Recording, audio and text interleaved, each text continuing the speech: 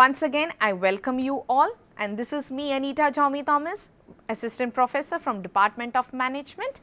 So let's begin with today's topic, barriers to changing attitude. The first and important element here is an individual's prior commitments. Say, for example, you have committed to a certain work and your attitude was literally positive. Over a span of time, you realize the work is very difficult and it's beyond your ability to perform. Quite naturally, you cannot step down from what you have promised. So your prior commitments becomes a barrier to change your attitude. The second point is improper reward system. That is, even after putting in your efforts, or many a times you feel that if I put in efforts, I may not be rewarded. Now, this reward system may be negative, but still your attitude towards the particular system, the reward system, is negative. Always remember, whenever you do any kind of work, you do not have to think about the reward. It automatically comes to you. But quite naturally, our attitude, we are humans, our attitudes are such that it will definitely seek for more and more rewards. So, improper reward system is a barrier to changing an individual's attitude. The next one is publicly expressed attitude. Now, when we talk about publicly expressed, here we are vocifying whatever your attitude is in a public domain, or you can say in a or amongst public. So, quite naturally, whatever you have said, whatever you have shown to the public, you cannot withdraw it. So, that is another issue. The next one is low credibility. Now, when we talk about low credibility, it could be related to information, your financial aspect, it could be related to your resources, it could be anything. So, many a times what happens, this also affects your attitude. Say for example, you go into a shop and you do like a particular commodity, but your money is less, or you can say your pocket is having less amount of money. Quite naturally, what happens? Many a times you may say negative about the commodity even if you know it is good. Here what happens? This is due to the low credibility, that is your financial resources are less and automatically your attitude towards the other object will change. The next one is insufficient information. Quite naturally, inadequate information can be negative or can cause a negative impact on an individual, thereby giving a negative attitude. The last one is the degree of freedom, or you can say degree of fear. When I am talking about degree of fear in here, quite naturally, if you are afraid of anything, your attitude towards that particular individual, situation or object would be totally different. Whereas, if the degree of fear is very less, quite naturally your attitude will be little more positive. Now, how can we overcome these barriers? Let's see one by one. The first one is getting or providing new information. If you start gathering adequate amount of information, it will definitely help you to reduce your barrier, to change your attitude. The next is use of fear. Certain times use of fear would be very much needed, but not always. Okay? We always think if you exercise more power of fear on an individual, it can help to change their attitude, but not always. But to a certain extent, definitely it can help you to reduce your attitude or negative attitude. The next one is friends and peers. When I talk about friends and peers, I have said it earlier, they are the important source through which your attitude gets created. Your negative attitude can be changed by or through your friends and your peer groups. That is possible, because certain people are very positive, but there are certain people who can be negative.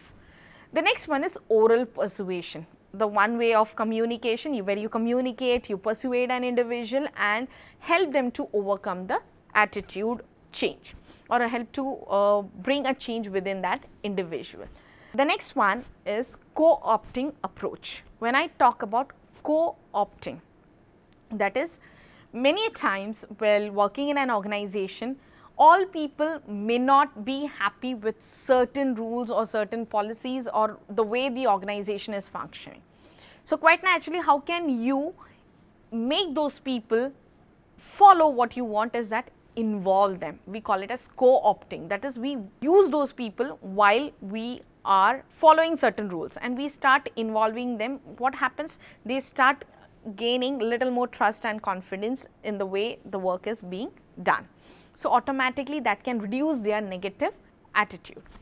The next one is resolving discrepancies. When I talk about resolving discrepancies, that is, there are so many things which can create, you can say information may not be up to the mark. Okay? So such discrepancies which are there, if we resolve them or reduce the negativities or you can say unwanted elements, it can also help to change an individual's attitude. And the last one is training sessions. When we give an individual certain amount of training, maybe the training could be while on work or even if it is not on work, we can change an individual's attitude to a certain extent. The next one or the next topic we are going to cater to is known as values. Now when we talk about values, we already said that it is one element that helps an individual to determine his or her attitude. So what are values basically? Values are defined as a concept of the desirable and internalized criterion or standard of evaluation a person possesses. Such concepts and standards are relatively few and determine or guide an individual's evaluations of many objects encountered in everyday life. So what we do mean by these values? They are nothing but where you start developing a certain criteria or a standard for yourself on the basis of what you have understood with regards to the situations which you face in your everyday life. So let's quickly go through the characteristics of values. The first and foremost thing is that it provides standards for competence and morality. So your values say to what extent things are good, bad, etc. Okay? So it provides a certain standards. The second one is that they are fewer in numbers as compared to attitudes. Remember, attitudes can be related to array of things, whereas when you talk about values, they are going to be limited. Say honesty, integrity, discipline, okay, caring, sharing, all these values, they are all, every individual does not have all the values. So quite naturally, they are fewer in numbers as compared to your attitudes. The third one, values transcend specific objects, situations or persons. That is, values get reflected here. Values are relatively permanent and are resistant to change. It does not change so quickly. The next is that they are most central to the core of a person. Okay? Every individual has different values, centrally kept values, it's within you. Your value is definitely different from another. You cannot compare it at any level. The next one is that values have two attributes, content and intensity. Now when we talk about the content attribute, it stresses that a particular code of conduct is important. Say discipline, certain people feel you need to be very much disciplined. So that is the content attribute of an individual. Whereas when we talk about the intensity attribute, it says how important the particular code of conduct would be for them. Okay? I said discipline is a content attribute. So quite naturally, how would you behave when you follow the value of discipline? Okay?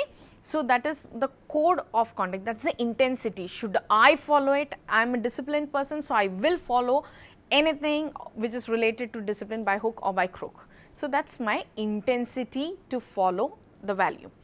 Now let us understand importance of values. The first and foremost thing is that values lay the foundation of the understanding of attitudes and motivation. The second is that personal value system influence the perception of individuals. Third, the value system influences the manager's perception of different situations. The personal value system influences the way the manager views. When I said about this views, quite naturally my value system will help me to view any other individual or situation in my way. Okay? So, it all depends upon my value system. It also affects the manager's decisions and his solutions to various problems. Apart from this, it is very difficult, you can say, why it is difficult, because values influence the attitude and behavior of an individual. Okay? It also affects an individual's job satisfaction, the commitment to the organization, how far the individual gets involved into the job, etc. These are all those things which is related to an individual's values. So, value system of an individual is very crucial. Now, let us see what are the basic sources of values. Now, every individual's value comes through several factors. So, the first and foremost factor how an individual gains a value or learns a value is family. So, the first factor is family. Your family will inculcate certain values within you from childhood. Okay? The second factor is the society or the social factor, your schools and your society. So, as we start going to school, we start learning lot many things from the school and the society. It is not necessary your family should teach you everything. Your schools and society, or you can say the social elements, will help you in learning more and more about values. The third one is individual's personal factors, like an individual's intelligence, emotional quotient, could be an individual's ability, educational level, knowledge, etc. So, your personal factors will also contribute to your value system. The next is the cultural factor. Now, if I talk about cultural factor, the culture keeps changing from generation to generation, and it depends on explicit and implicit values. When I talk about this cultural factors changing, because say I will take an example of our country. If you take India in 15th century, the culture, the values, the system which was followed was totally different as compared to what is as on today in 21st century. Okay? We are moving to the 22nd century and it is going to be furthermore different. So, it keeps on changing, and this will definitely bring in a different change in an individual's value system, directly or indirectly affecting your attitudes as well. The next is life experiences. Remember, your life experiences teaches you certain values. It could be certain situation which may force you to change. As I say about this, say XYZ individual does not share anything with poor people or with any other people. Over a span of time, life teaches him or her a lesson so that they change. So, automatically they learn the value of sharing and caring. So, it is possible that your life experience teaches you maximum values.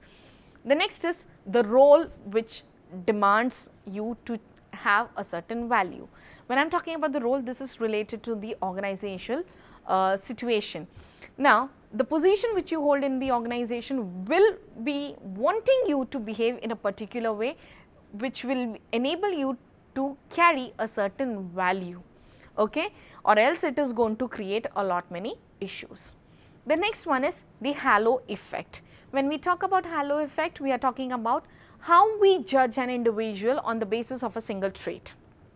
This is also a part of your values, okay? That is, are you this prejudice that you start judging people depending upon an individual's trait? So, this is part of your personality, and it is also related to your own, you can say, personal factor, okay?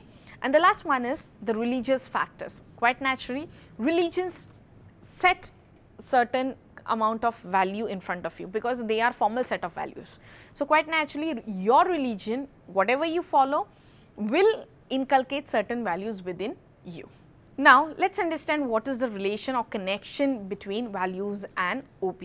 If I talk about values and OB, it is nothing but your values will enable you to perceive certain problems in a particular way, and sometimes it will help you to overcome them in an easier way as well. So, your values, if you have got good deal of values, quite naturally it will be very positive, and it will help you to maintain a better interpersonal relations, and it also changes the way you see things, the object, it could be organization, it could be situation, or even the persons, and it also sets the boundaries for ethical and unethical behavior within an individual.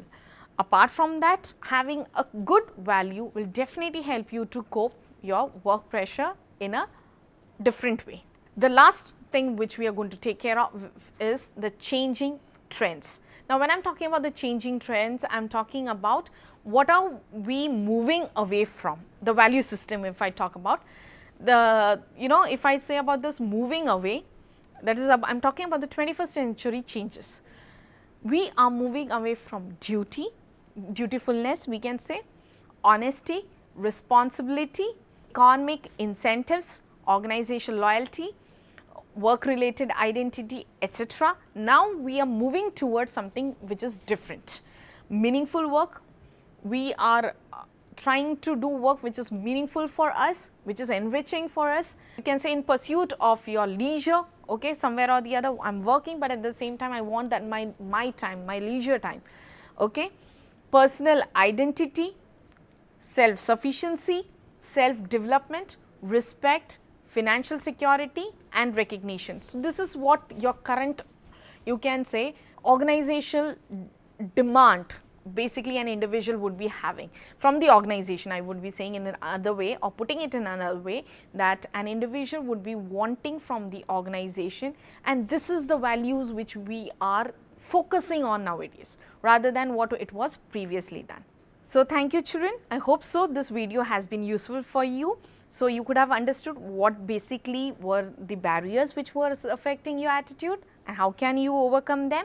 Also, what is value and how it is going to be important for an individual while working in the organization.